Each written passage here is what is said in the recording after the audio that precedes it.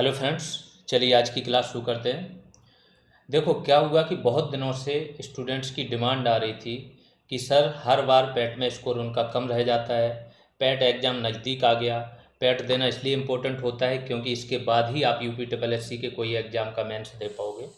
तो उन लोगों की डिमांड ये थी कि सर पैट के लिए कुछ कीजिए, कुछ क्लासेज उसके लिए दे दीजिए जिससे उसमें स्कोर बढ़ जाए।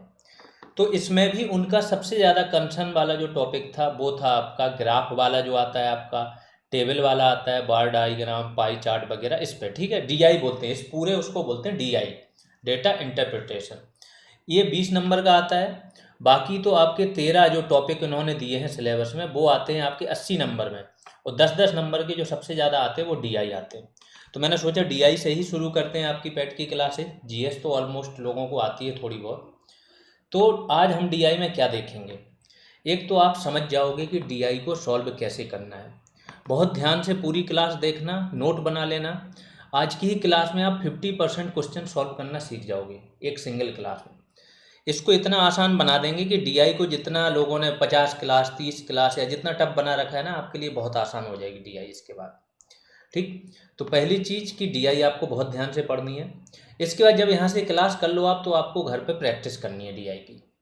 अब आज हम क्लास में क्या क्या देखने वाले हैं पहले उसका ओवरव्यू ले लेते हैं, फिर सीधा क्लास पे पढ़ेंगे। तो सबसे पहले आपको बताएंगे कि डीआई में क्या क्या इंपॉर्टेंट है, आपको क्या क्या आना चाहिए डीआई सॉल्व करने के लिए। फिर डीआई के आपको बता देंगे कि कितने फॉर्म की डीआई होती है। जैसे ये है पाई चार्ट वगैरह, तो पाई चार्ट के लिए डीआई आप कैसे सॉल्व करते हो, क्या क्या फॉर्मूला अपनाते हो।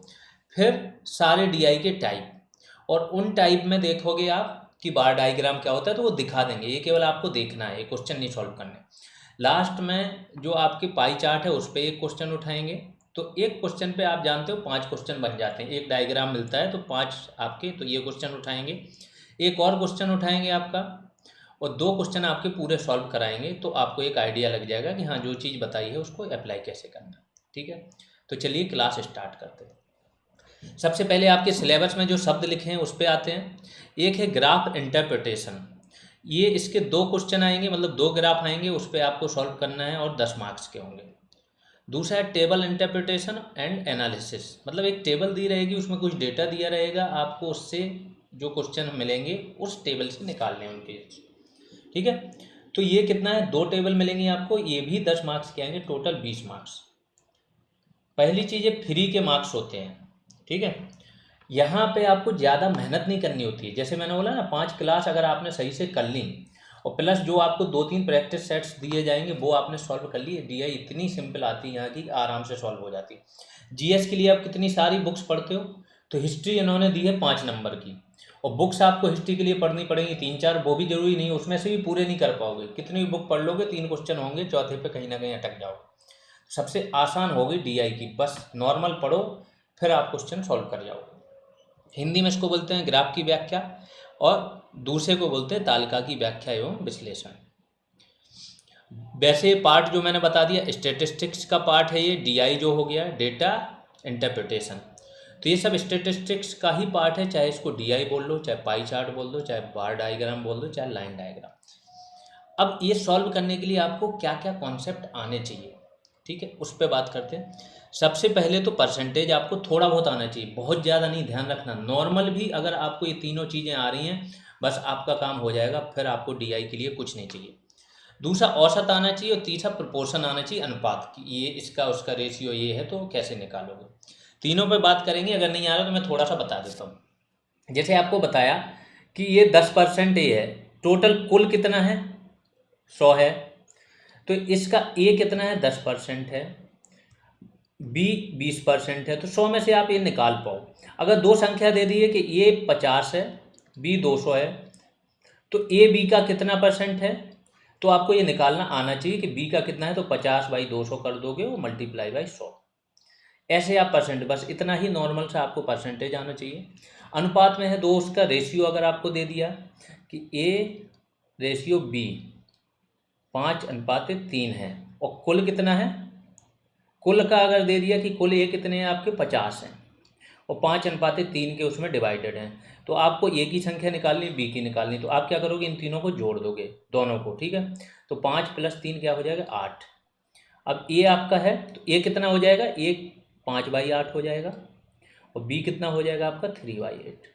अगर एग्जैक्ट संख्या निकालोगे तो 50 तो कुल है दोनों को मिला के, तो ए की अगर संख्या निकालोगे तो 50 में से ही निकालोगे, तो ए क्या हो जाएगा 50 × 5/8। यहाँ से ए आप निकाल लोगे और बी यहाँ से निकाल लोगे 3/8 × 50, ये हो जाएगा बी। ये नॉर्मल सा आपको ये 3 चीज़ें आनी चाहिए, आप देखोगे डीआई आपके लिए बहुत आसान हो जाएगा। अब आगे चलते हैं। जैसे एक चित्र दे दिया है, इसको बोलते हैं पाई चार्ट, वृत्त चित्र, ठीक है। तो इसमें क्या होता है, एक सर्कल दिया रहता है, सर्कल में सारी संख्याएं दी रहती हैं।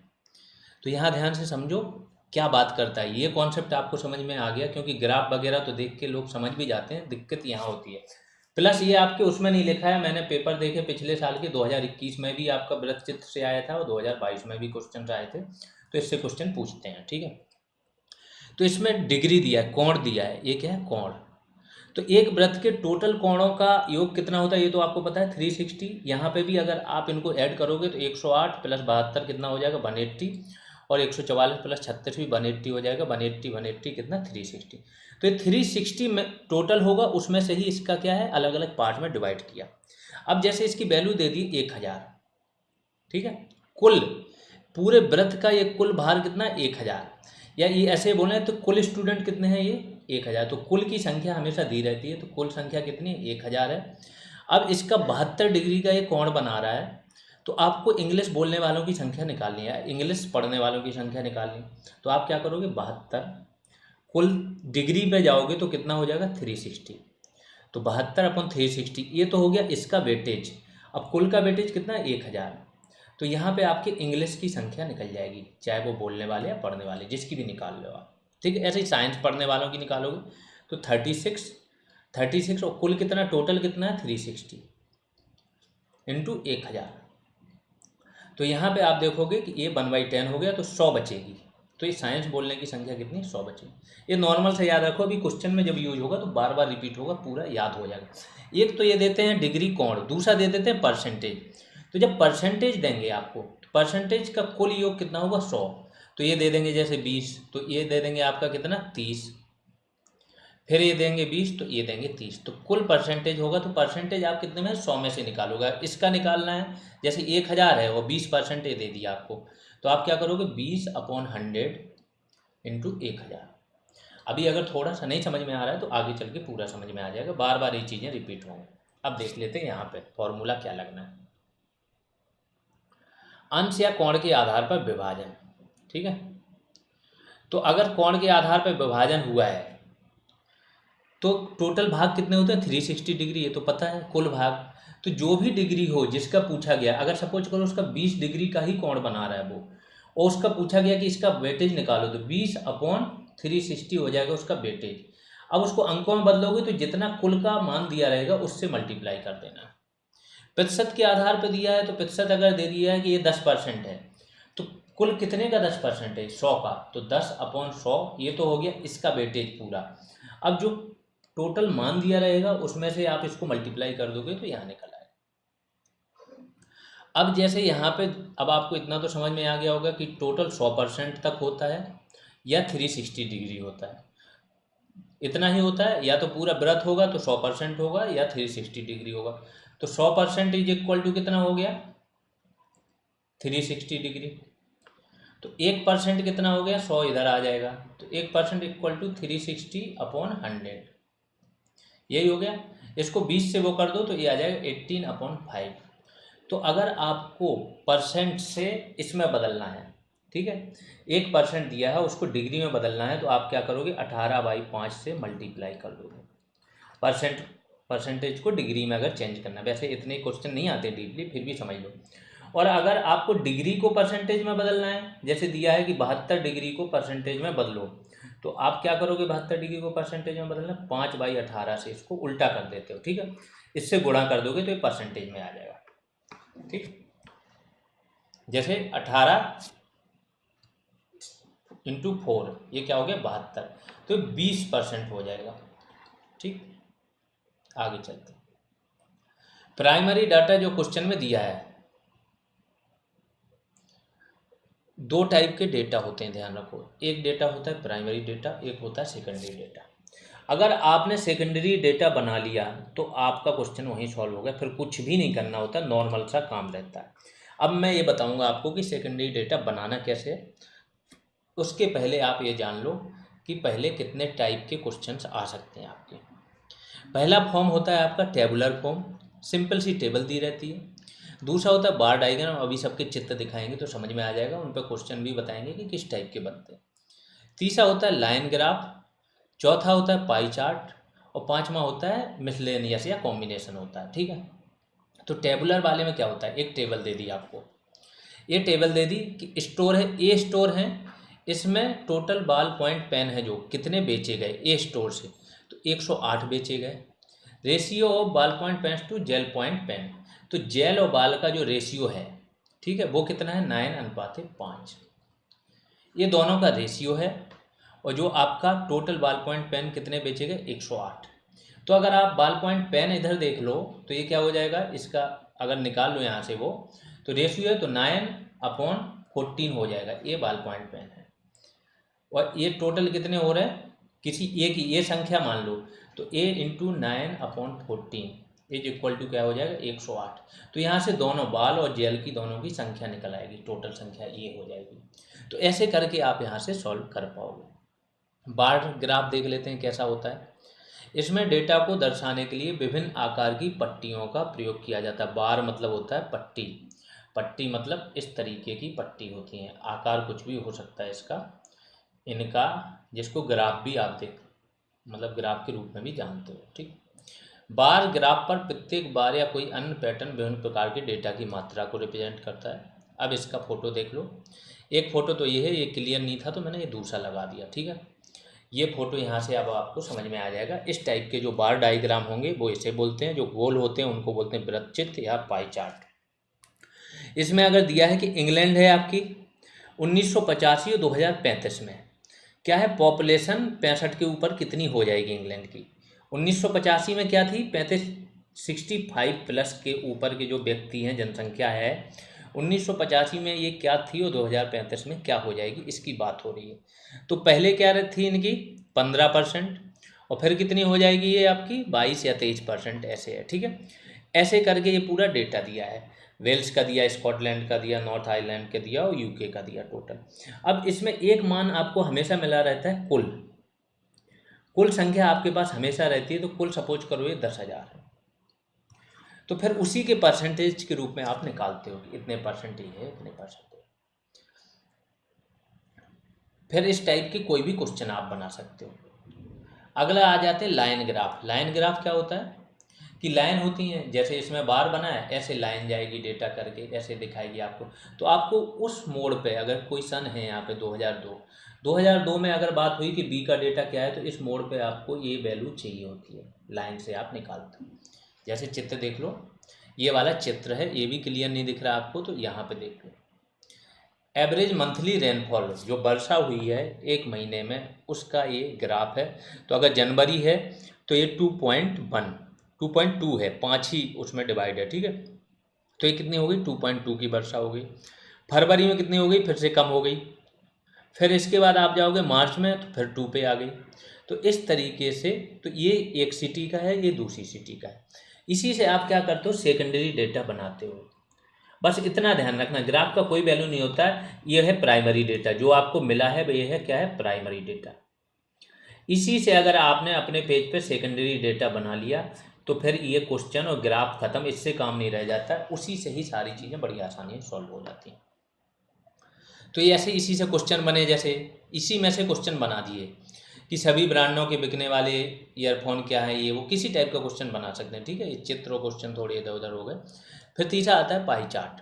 पाई चार्ट जो मैंने बता दिया वही जो वृत्त में होते हैं, दो टाइप के ही होते हैं, एक या तो परसेंटेज में दिया रहेगा या दिया रहेगा आपका किसमें, कोण में।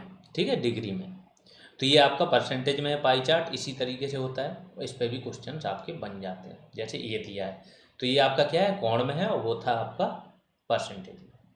क्वेश्चन बन जाते हैं कि यदि गांव बी में, जैसे इस पे आ जाओ, गांव बी में 20% मतदाताओं ने अपना वोट नहीं डाला और 10% वोट अमान्य पाए गए, तो गांव बी में डाले गए वैध मतों की संख्या। तो यहाँ से डेटा आप उठाओगे, बड़े आसानी से हो जाना है। अभी क्वेश्चन पे आएंगे, हम क्वेश्चन सॉल्व कराएंगे ना तो फिर डिटेल में। ये है जैसे कि कुल मतदाता कितने थे, 1000। इसको थोड़ा जूम किए दे रहा हूँ, ठीक। कुल मतदाता कितने हैं, 1000 हैं, नहीं 10,000 हैं, ठीक। अब इसमें बोला है कि गांव बी में 25% है। तो गांव बी के अगर कुल मतदाता आप निकालोगे तो 10,000 का 25% कितना हो गया, 2500। ये हो गया। अब इसके कुल मतदाता आ गए। अब इस पर कोई भी क्वेश्चन पूछेंगे आप कर पाओगे। अब आते हैं, एक अरिथमेटिक डीआई भी आती है। तो इसमें चाहे लाइन डायग्राम दे दें, चाहे आपका वृत्तचित्र दे दें, और इस पर डीआई आपको सॉल्व करनी होती है। अब सीधा क्वेश्चन पे आ जाते हैं। पहला क्वेश्चन ले लेते हैं, ये है। यहाँ से आपको समझ में आ जाएगा कैसे सेकेंडरी डेटा बनाना है। अभी देखो, ध्यान रखो कि अभी जो प्रोसेस बता रहे हैं ना वही फॉलो करना है। एग्जाम टाइम में क्या होता है कि जब इतना सारा प्रोसेस आप फॉलो कर लेते हो ना, तो मौखिक रूप से भी कई क्वेश्चनों के जवाब आपको आने लगते हैं, या इतना सारा काम नहीं करना पड़ता है। तो आप क्या होता है, बहुत आसानी से आपने क्वेश्चन देखा हो देखते ही तो ये सारी चीज़ें नहीं बनानी पड़ेंगी। लेकिन अभी स्टार्टिंग है, अभी तो आपका एग्जाम है नहीं कि आज एग्जाम हॉल में बैठे हो। तो अभी सारा प्रोसेस फॉलो करना, तभी आप उस लेवल पे पहुंच पाओगे कि देखते ही क्वेश्चन सॉल्व कर पाओ, ठीक है। तो इसमें दे दिया कि इन प्रश्नों के उत्तर देने के लिए इस ग्राफ का ध्यानपूर्वक आपको अध्ययन करना है। विभिन्न शीर्षों के अंतर्गत एक संगठन का औसत मासिक व्यय कितना है, 18,50,000 है। कितना, 18,50,000 कुल व्यय है। इस व्यय को इन्होंने डिवाइड कर दिया एक वृत्तचित्र में परसेंटेज के हिसाब से, ठीक है। तो कितना है, 18% स्टाफ को ऋण दिया इन्होंने, 8% कैंटीन को सब्सिडी दी, 6% स्टाफ को चिकित्सा व्यय दिया। ध्यान से देखना, यहीं से आपकी बहुत सारी चीज़ें क्लियर हो जाएंगी एक क्वेश्चन से। बिजली 12% बिजली को दिया, 15% टेलीफोन को दिया, 11% पानी को। ये सारा इन्होंने बता दिया कि इतने इतने परसेंट दिया। कुल व्यय ये सारा पूरा टोटल मिलाओगे, आप जोड़ोगे तो ये हो जाएगा 100%। 100% इज इक्वल टू कितना दिया है आपको, 18,50,000। बस इतना ध्यान रखो कि 100% दिया है 18,50,000। इसी को ही आप डिवाइड करो तो इसका 18% आपको स्टाफ को ऋण दे दिया। तो जब 18% निकालोगे आप, तो इसी का 18% निकालोगे और वो हो जाएगा स्टाफ को ऋण के बराबर।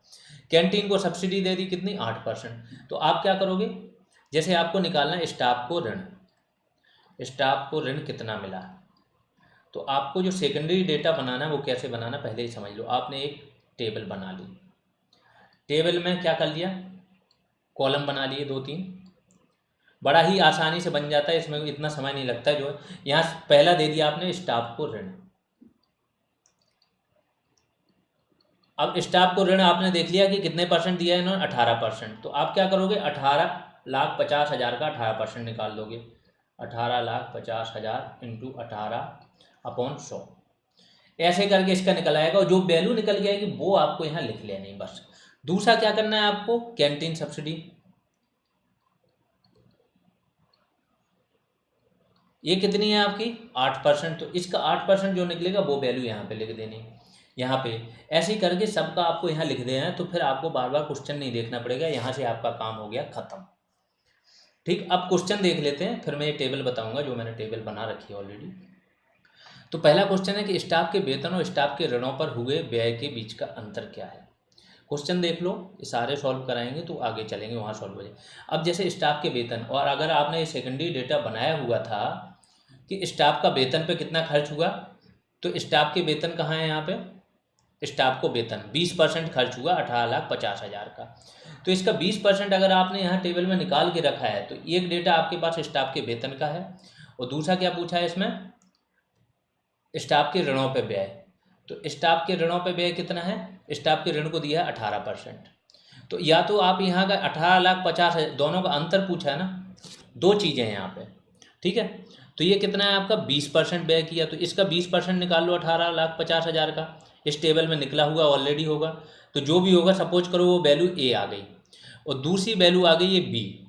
तो ए माइनस बी कर देना है, तो आपका आ जाएगा कि जो आपके स्टाफ को वेतन दिया उसका प्लस स्टाफ को ऋण देने का अंतर कितना है। एक तो यहाँ से आ जाएगा, दूसरा आप यहाँ से भी कर सकते हो कि 20% है 18, टोटल तो 100 है, तो 20 माइनस के 18%, तो कितना बचा, केवल 2%। ये अंतर है दोनों का। बस इसका 18,50,000 का 2% निकालोगे तो 37,000 आ जाएगा। ये आपका सीधा अंतर। तो ये अभी से नहीं करना, ये ट्रिकें अभी से नहीं अपनानी, फिर ध्यान रखना। ये ट्रिकें आप 4 दिन बाद आपके पास खुद ही आ जाएंगी। अगर अभी से करोगे तो वहाँ क्वेश्चन नहीं सॉल्व कर पाओगे। एग्जाम में हड़बड़ाहट होती है, चीज़ें होती हैं, तो पहले बेसिक बहुत मजबूत होने चाहिए, फिर सारी चीज़ें लग जाती हैं। ठीक है, तो अब जैसे यहाँ पे आ जाओ, अब मैंने जो सेकेंडरी डेटा बनाया है वो ये है। ठीक, यही आपको करना है। अभी डीआई में कोई भी ग्राफ दिया रहे, बार डायग्राम दिया रहे, कुछ भी दिया रहे, आपको जो वहाँ पे डेटा दिया है आपको अपना डेटा बना लेना। सबसे पहले ऊपर लिख लेना कुल, फिर देखना है आपको स्टाफ कोड। ये सारी मदें जो उसमें दी हैं वो सारी वही लिखी, कुछ भी नया नहीं है, देख लो। आपको ये है, इसी को हमने किस में टेबल फॉर्मेट में बना लिया कि सबसे पहले लिख दिया स्टाफ को ऋण, और कितना था 18%, बस इतना लिख दिया। दूसरा आपको लिख दिया कैंटीन सब्सिडी 8%।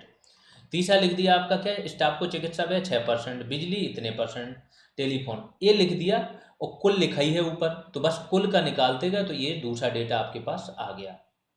तो ये क्या है, ये दो चीज़ें वहाँ से उठा ली, और बस कुल का 18% जब आप निकालोगे तो क्या हो जाएगा, 3,33,000 आ जाएगा।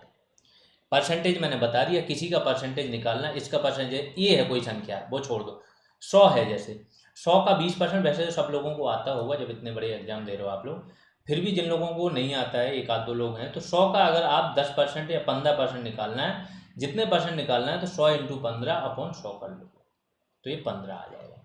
सेम इसका ये इंटू जितने परसेंट निकालना है वो अपॉन 100 से भाग दे दोगे, तो 18% जब इसका निकालोगे तो कितना आ गया, ये 3,33,000।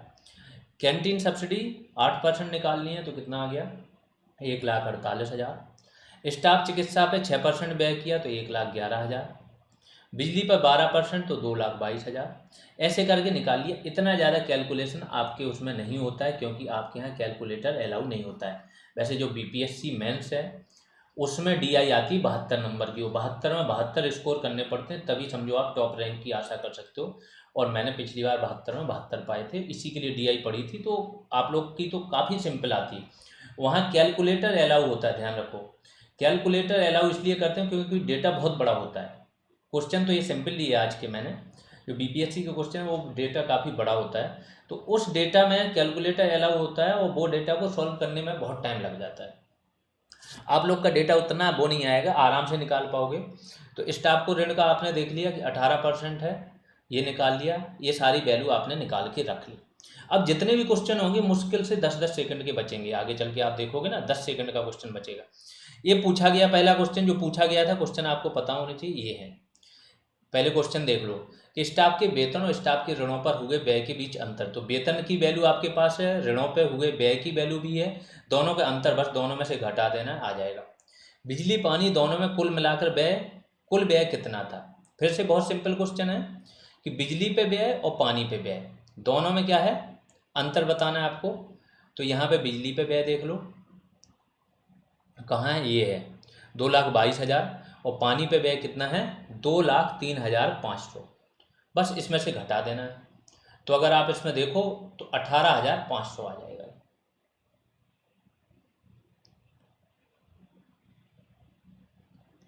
2,22,000 है, और ये कितना हो जाएगा, 2,03,500। तो ये डेटा अच्छा दोनों पे कुल पूछा गया, ठीक है ठीक है। तो ये क्या हो जाएगा, 4,25,500। अगर ये अंतर पूछा जाता तो इसमें से आप घटा दोगे तो 18,500 आ जाता।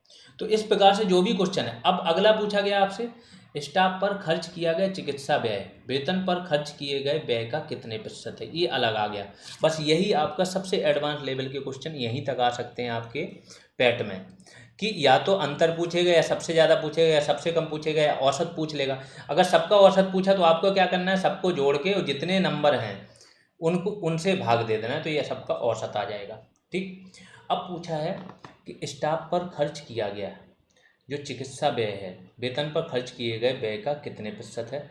तो स्टाफ पे जो खर्च किया गया चिकित्सा व्यय आपका टेबल में ऑलरेडी पहले सेकेंडरी डेटा में निकला होगा, वो आपके पास है। वेतन पे किया गया व्यय भी आपके पास निकला होगा। तो जिसके रिस्पेक्ट में पूछे कि ये इसका कितने प्रतिशत है, अगर पूछे ए बी का कितने प्रतिशत है, ध्यान रखिए, तो जिसका पूछे, ये हो गया इसके रिस्पेक्ट में पूछ रहे हैं, वो नीचे आ जाएगा। तो आपको A/B इंटू 100 कर देना, आपका प्रतिशत निकल आएगा। ठीक है, जैसे 10 100 का कितने प्रतिशत है, ये आपसे पूछा, तो 10/100 इंटू 100, तो 10 100 का कितना 10% है। बस सिंपल है। तो सेम यहाँ पे पूछा है कि 1,11,000 जो है आपका, वो 3,70,000 का कितने प्रतिशत है, तो 1,11,000 इंटू 100 अपॉन 3,70,000 किया, तो ये कितना आ गया 30%। अगले पे आ जाते हैं। यहाँ पे आप सारे क्वेश्चन कर लोगे, आप जितने क्वेश्चन थे यहाँ पे सारे कर लोगे। क्वेश्चन का स्क्रीनशॉट ले लेना, ज़्यादा हो तो खुद से सॉल्व करने की कोशिश करना। ये हो गया परिवहन सब्सिडी और कैंटीन सब्सिडी में मिलकर कुल कितनी राशि व्यय, दोनों को जोड़ देना, ये तो बहुत सिंपल हो गया। टेलीफोन पर कितनी राशि का व्यय हुई, ये भी सिंपल हो गया। ये क्वेश्चन मैंने थोड़ा सिंपल लिया था कि पहला क्वेश्चन है, आप लोगों को पता। इसमें तो टोटल जो टेबल आपने बनाई थी उससे निकलना है, केवल इस क्वेश्चन में आपको क्या करना है, परसेंटेज निकालना था। आगे उस पर आ जाते हैं अगले क्वेश्चन पे, जो आपकी क्या बात करता है, डिग्री, जहाँ पे कोण दिए। पिछले वाले में क्या दिया था, प्रतिशत दिया था। अगले वाले, इस वाले में क्या है, आपको कोण मिलेंगे, कोण से निकालना है। कोण से कैसे निकालोगे वो भी देख लो। तो नीचे दिए गए वृत्त चित्र में एक विद्यार्थी द्वारा 5 विभिन्न विषयों में प्राप्तांकों को प्रदर्शित किया गया, मतलब 5 विभिन्न विषय हैं, इसमें जितने उसने अंक प्राप्त किए उनको कोण के रूप में प्रदर्शित किया गया। और कुल अंक कितने, कुल अंक जरूर ध्यान दे लो, 540 है। बस यहीं से काम हो जाएगा। कुल आपके पास होता है 540, किसके बराबर है, 360 के बराबर। तो एक का अगर आप पता करोगे तो कितना हो जाएगा, ये 540 अपॉन 360। बस ये 1 डिग्री का है। अब जिससे भी करना है इससे मल्टीप्लाई कर दो। 66 डिग्री की बात हो रही है, तो क्या हो जाएगा आपका 66 इंटू 540 अपॉन 360। ये ऐसे चले जाओ, या फिर आपको क्या करना है, 66, सेम ही चीज़ है। अगर 66 का पूछे तो आपको क्या करना है, 66/360। इसका कितना है, अंग्रेजी का 66 है, कुल कितना है 360, और जो बाद में टोटल की संख्या दी जाए तो वो 540, तो भी सेम आ रहा है 66 इंटू 540/360। अगर ऐसे निकालना है आपको कि टोटल डिग्री कितनी है 360, इन 360 डिग्री में कितने अंक फिट बिठाए गए हैं 540, तो 1 डिग्री पे कितना अंक हो जाएगा आपका 540 अपॉन 360। अब ये 1 डिग्री पे 5 डिग्री पे चाहिए होगा तो कितना होगा, 5 से मल्टीप्लाई कर दोगे तो 5 इंटू 540 अपॉन 360। तो जितने डिग्री पे आपको चाहिए इससे मल्टीप्लाई कर दो 540 इंटू 360 से। सेम यहाँ पे कि 66 डिग्री पे आपको निकालना है, तो 66 डिग्री क्या है आपकी, अंग्रेजी। तो ये क्या बोला है, अंग्रेजी में अंक विषयों में प्राप्तांकों को प्रदर्शित किया गया है। जो विषय हैं एक विद्यार्थी के हैं सारे, ठीक है। तो अंग्रेजी में उसने कितने अंक प्राप्त किए, 66 इंटू 540 अपॉन 360, ये अंक आ जाएंगे। इसको आप कैलकुलेट करके टेबल में लिख लोगे कि अंग्रेजी में अंक, यहाँ पे क्या करोगे, विषय डाल दोगे अंग्रेजी, अंग्रेजी में उसके कुल अंक डाल दोगे कि इसने कुल अंक कितने प्राप्त किए। दूसरा हिंदी में, तो हिंदी क्या हो जाएगा, 80 इंटू 540 अपॉन 360। ऐसे ही सेम सब में कर लोगे। विज्ञान में कितना हो जाएगा, 70 इंटू 540 अपॉन 360। तो सबके अंक निकाल के इस टेबल में आप लिख के पहले रखोगे, अंग्रेजी रखोगे, हिंदी रखोगे। अभी ऐसे ही करना है घर पे, अभी जल्दबाजी में मत पढ़ना। कुछ लोगों को ये लगेगा कि एग्जाम हॉल में आप क्या करोगे कि इसको जैसा क्वेश्चन में जितना पूछा उतना ही डेटा निकालोगे। देखो 5 क्वेश्चन होते हैं, ऑलमोस्ट पूरा डेटा यूज हो जाता है। क्वेश्चन इस तरीके से अरेंज किए जाते हैं कि ऑलमोस्ट पूरा डेटा आपका यूज हो ही जाएगा 5 में। तो आप पहले निकाल के रखोगे तो बाद के क्वेश्चन सिर्फ 10-10 सेकंड के रहते हैं, या तो जोड़ना होता है या घटाना या प्रतिशत निकालना होता है। तो आप पहले ही वो मेहनत करके रखो, एक जगह पे करोगे, बार बार पेज नहीं पलटोगे, तो क्या होगा कि आपके एरर होने के चांसेस बहुत कम हो जाते हैं। हिंदी का निकाल लोगे, सामाजिक विज्ञान का भी क्या हो जाएगा, 54 डिग्री है, 54 इंटू 540 अपॉन 360। इस तरीके से करके सबका डेटा आपने निकाल दिया कि अंग्रेजी, हिंदी, विज्ञान और सब में क्या प्राप्तांक है। जब ये डेटा आपके पास आ गया, इसी को बोलते हैं सेकेंडरी डेटा। प्राइमरी डेटा जो क्वेश्चन में दिया है वो है, सेकेंडरी डेटा आपने खुद निकाला। तो कुल अधिकतम अंक कितने थे, ये 540 थे। इसका 90 डिग्री निकाला तो कितना आ जाएगा, 135। गणित में 135 थे, अंग्रेजी में 99 थे, हिंदी में 120 अंक थे इसके। इसके बाद विज्ञान में कितने अंक निकले इसके 105, और सामान्य विज्ञान में कितने निकले 81। वैसे कितने थे, डिग्री के रूप में थे, तो ये डिग्री है। इसको परसेंटेज में कन्वर्ट करना है तो मैंने बता दिया कि डिग्री को जब आप परसेंटेज में कन्वर्ट करोगे तो क्या कर दोगे, 18/5 से आप नहीं 5/18 से मल्टीप्लाई कर दोगे। ठीक है, इस तरीके से आप काम करोगे। यहाँ पे आपके पास जब डेटा आ गया, आप क्वेश्चन कुछ भी पूछ लो। तो पहला पूछा कि किस विषय में विद्यार्थी ने 99 अंक प्राप्त किए। बड़ा सिंपल सा है, 99 किस में प्राप्त किए, अंग्रेजी में। आ गया। अब इतना नॉर्मल नहीं पूछता, आपसे पूछ लेगा कि सारे विषय में प्राप्त अंकों का औसत बताइए। अब पूछ लिया, जो मैक्सिमम लिमिट तक पूछा जा सकता है वो मैं आपको क्वेश्चन बता रहा हूँ।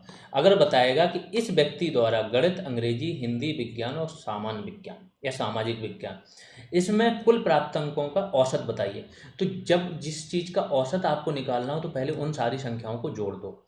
तो कितना है, 135 प्लस के 99 प्लस के 120 प्लस के 105 और प्लस के 81। इन सबको आपने जोड़ दिया, फिर टोटल नंबर ऑफ संख्या कितनी थी, 1 2 3 4 5, इससे कर दो डिवाइड। ये हो गया इन संख्याओं का औसत। एक तो ये पूछा जा सकता है। दूसरा पूछा जा सकता है कि अंग्रेजी का जो है, अंग्रेजी का प्रतिशत या अंग्रेजी के अंक कुल अंकों के कितने प्रतिशत हैं, कुल अंकों के कितने प्रतिशत हैं। कुल अंक आपको पता है कि 540 है। अंग्रेजी के अंक आपके पास 99 है, तो 99/540 × 100। इस तरीके से सारी चीज़, दो विषयों का अंतर पूछ देता है, गणित प्लस अंग्रेजी और हिंदी प्लस विज्ञान, इनके बीच में अंतर, मतलब गणित और अंग्रेजी का जोड़ लो आप और इसमें से घटा दो हिंदी और विज्ञान का। ऐसे भी क्वेश्चन पूछे जा सकते हैं। सबसे ज़्यादा वो है, अगर 2 टेबल दी गई है आपकी तो पूछ लेगा कि सबसे ज़्यादा वृद्धि कब हुई है। अगर वृद्धि वाला दिया रहे कि पहले 2002 में इसके इतने अंक थे, 2003 में कितने हो गए, तो वृद्धि दे दिया जाएगा। तो इस तरीके से क्वेश्चंस बनते हैं। आपके पास सेकेंडरी डेटा अगर आपने बना लिया तो क्वेश्चन बहुत आसान होते हैं। अगला क्वेश्चन जैसे है, किस विषय में विद्यार्थी ने कुल अंकों का 18.33% प्राप्त किया। तो ये उसमें आप देखोगे अंग्रेजी है। गणित के प्राप्तांक कुल अंकों का कितना है, तो गणित में प्राप्तांक देख लो आप कितने हैं। गणित में कितना है, 135। 135 कुल अंक कितने हैं आपके, 540। ये कितने प्रतिशत है, × 100, यही है। तो 135 540 का कितने प्रतिशत है, 135 का अगर करो आप तो कितना हो जाएगा, ये कितने बार चला जाएगा आपका, ये हो जाएगा 270 500, 4 बार, 4 बार चला गया। 4 से आप डिवाइड करो 100 को, 25% अपने आप निकल आएगा। इस तरीके से सारे क्वेश्चन सॉल्व हो जाते हैं। आज के क्वेश्चन का लेवल मैंने थोड़ा सा कम रखा था, बट ये जो बनाना है डेटा आपको बनाना है वो लेवल वही सेम था कि डेटा कैसे बनाना है। ये सारी चीज़ें आ गई तो क्वेश्चन का लेवल बहुत आसानी से, हल्का सा इसको बढ़ाओगे उसमें कैलकुलेशन बढ़ता है। ट्रिकें यही लगनी है, फॉर्मूलाज यही लगने हैं। अगले में हम देखेंगे जो आपके बार डायग्राम है उनको देखेंगे। उसके बाद अगली क्लास में अब बार डायग्राम देखेंगे तो केवल एक देखना है। बार डायग्राम के कम से कम 3 से 4 क्वेश्चन से देख लेंगे, उनको सॉल्व कर लेंगे। तो उसमें हर टाइप से जो जो पूछा जा सकता है, औसत प्रतिशत, ये वो, कहाँ वृद्धि हुई, कहाँ वो, सब आ जाएगा। फिर एक लाइन डायग्राम देख लेंगे, उसमें भी देख लेंगे। और 3 क्लासेज में वैसे आपकी सारी चीज़ें ख़त्म हो जाएंगी। चौथी और 5वीं क्लास जो होगी आपकी वो फुली प्रैक्टिस क्लास होगी, उसमें प्रैक्टिस करा देंगे। इसके बाद आपको डेली 1-2 क्वेश्चन दे दिया करेंगे, उनको प्रैक्टिस करते रहना। आप देखोगे DI आपके लिए इतनी आसान हो गई कि कुछ भी नहीं रहा। ठीक है, जो लोग भी पैट की तैयारी कर रहे हैं आप लोग कमेंट सेक्शन में बताना। अगर आप लोग चाह रहे हो कि आपके लिए एक प्रॉपर और भी कुछ दिया जाए, कंटेंट दिया जाए, ये तो DI तो आपको मिल ही रहा है, तो बताना, तो हम उसके लिए कुछ अरेंजमेंट बनाएंगे। ठीक है, पैट का क्योंकि काफ़ी स्टूडेंट बैच के लिए भी पैट का डिमांड कर रहे हैं, वो उनका ये कहना है देखो कि चाहे वो RO दे रहे हैं, कोई भी स्टूडेंट है, UP PCS भी जो दे के बैठा है वो भी पैट देता है। तो स्टूडेंटों की यही डिमांड है कि सर इसमें स्कोर करना बहुत इंपॉर्टेंट हो जाता है, तो इसके लिए अभी ये एग्ज़ाम सर पे आ गया तो इसके लिए कुछ करा दीजिए। तो अगर आप लोगों का रहेगा कि हाँ आप लोग कंसर्न हो, पढ़ना चाह रहे हो, तो फिर हम इसके लिए कुछ अरेंजमेंट कराएंगे। और भी सब्जेक्ट का, जैसे करंट आपके लिए मंथली ले आएंगे, तो हर मंथ का करंट दे देंगे, प्लस आपकी DI मिल जाएगी आपको। इसके बाद UP स्पेशल मिल जाएगा जो आता है, और GS जो पिन पॉइंटेड मिल जाएगी। ये चीज़ें आपके लिए करा दी जाएंगी। आप लोग कमेंट सेक्शन में बताइएगा क्या है क्या नहीं है। बाकी जो लोग नए हैं वो चैनल को सब्सक्राइब कर लें, शेयर भी करते रहें। प्लस ऐप है हमारा GS रिवॉल्यूशन करके, उस पर कोर्सेस हैं GS वगैरह के, जो भी आपको चाहिए तो वो कोर्स भी आप देख सकते हो। अगर सही लगे तो आप ज्वाइन कर सकते हो। अभी के लिए इतना ही, धन्यवाद।